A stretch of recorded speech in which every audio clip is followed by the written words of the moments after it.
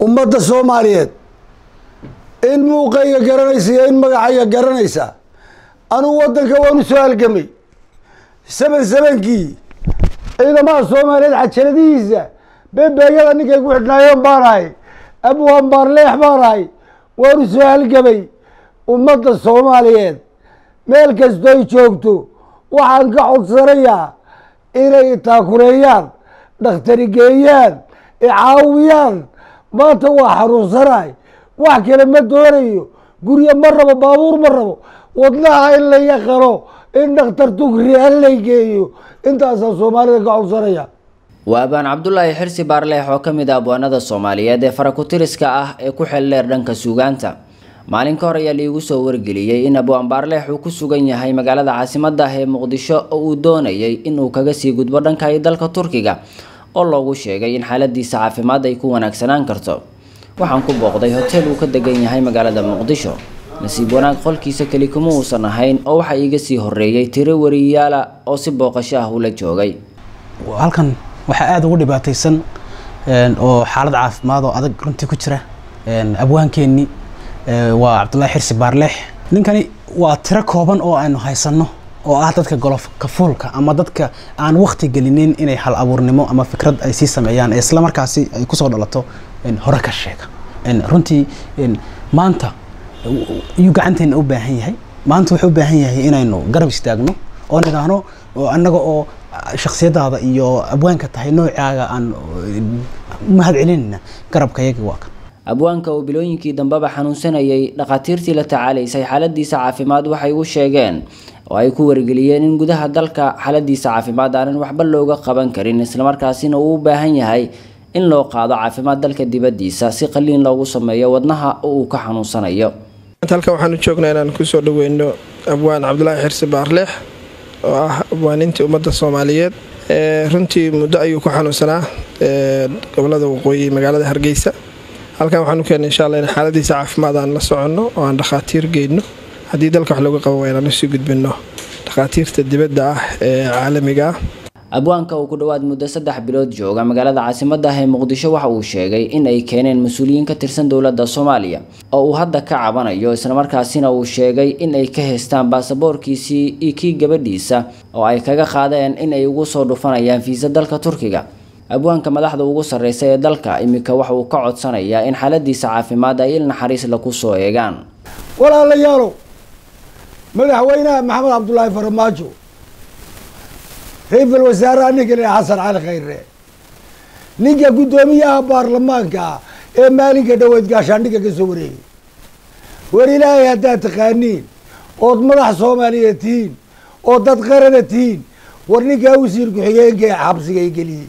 war ninka magaciina iyo magacaygaba ku ciyaaray war ninka baasaboorradayda haysta haddaad dawlad jirta tihiin oo qarana Soomaaliland maanta baasaboorradayda laygama haysteen iisoo celiya waan iska tegayaa waxba dhakhtar ay geynina caruurtaydii baan aadayaa waan ku dhex dhimanayaa ilaahay baan aaminayaa baasaboorradaydii cirka iyo dhulka gurmada intaad qaadaan ninka awoodda sheegtay iga soo celiya ninka wasiir ku-xigeenka ah waxaa la yidhaahdaa cilmi cumar caynsanaa la yidhaah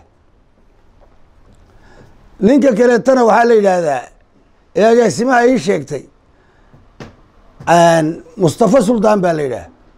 caawa haddii la ii keeno waagu igu baryi maayo waan iska tegayaa sahay ma haysto baabuur diyaarad ma haysto baabuur meel loo raaca ma aqaan dawladnimo hadday jirta baasaboorradayda la ii keeno addoon ilaahay oo la yaqaano meelun baa ilaahay geyn baasaboorradaydii baasaboorkaygii kii gabadhaydii halla ii keeno waxaan ka codsanayaa ummadda Soomaaliyeed inay ii wada gurmadaan oo waxay qabtaan Muqdisho oo uu jooga hadda 2 bilood iyo xoogaa xanuun haya dartii halkan oo u yimid asigoo doonayay in dalka Turkiga loo sii qaado si xaaladiisa caafimaad ay u caafimaado oo qaliin looga sameeyo wadnaha miyuu filanayay in magaalada Muqdisho oo ah caasimadii Soomaaliya asigoo xanuunsan muddo intaan la eg in uu joogo u dhoof baan islahaayo mar dhaqaale ka raadiyo marna dhiigga ka raadiyo marna waa dhaladkiyo marna waa dhumucdiyo marna waa dhexdhexaado waa Soomaali dhagteedo u dhoof baan islahaayo ha ku sii yar dhaweeyeen tugriga una dhex dhigeen dibkaleed wadnahaaga dhibaato iyo dhambalkii hala jeexo hala gooyo dhibkii caafimaad ha dhameeyo ogadaada dhammaan midaasan dhawanaye waaba sii dhaga beeni cimrigay kuma dhaaranba waa dhibaato adduun muqdisho iyo waxaa waa la dhaafay marka waxaa weeye xaaladda waxay u eg tahay nin walowba faraskaaga ayaan laga badinin haddaba muxuu ummadda Soomaaliyeed ka codsanayaa Abwan Barlex oo sheegay in imaanshihiisa Muqdisho uu dhagihiisii ku waayay anigu ummadda Soomaaliyeed ee walaaladaya meel kastoo ay joogto cidii waxay taraysaa wadnahayga dhakhtar kala quusanaysa waan u baanahay awal wadnahay baa arrintu hadda dhagihii baa basama dhagihii yaa basama dhagaha inay zam ku dhaxaan maxaa keenay yaa dhagaha inay zam ku dhaxaan maxaa keenay fikir habeenoo dhan saasaan u fadhiyaa ma seexdo ilaahay baa igu og waxay yimaado waay inaan waashaan ku dhawaaday madaxiisaan u soo jeeday ee saa u ahaa 2 bilood sam unbu habeen fadlan walaal haddii aad doonayso inaad la xiriirto oo aad caawiso Abwan Cabdullaahi Xirsi Barlex kala xiriir telefoon nambarada uu afkiisa ka sheeganayo waxaa weeye telesom baa wataa lambarka telesom waxaa weeye 06 3 4 9 7 2 2 midka kalena waa samtail waxaa weeye 2 9 7 2 2 Cabdullaahi Xirsi Barlex waa abwaan ku caana samaynta dhaantooyinka abaloox lagu dhigaa aqoon baa lagu socdaa ilays baa meel ka baxay iftiinii muuqda iyo iridahaan kala arkaa warkii kale waxaan lahaa Cabdulqaadir Cumar Cabdulla Fiidka gudaha magaalada caasimadda ah ee Muqdisho telefishinka Somali Cable Soomaali way waxaan ka codsanayaa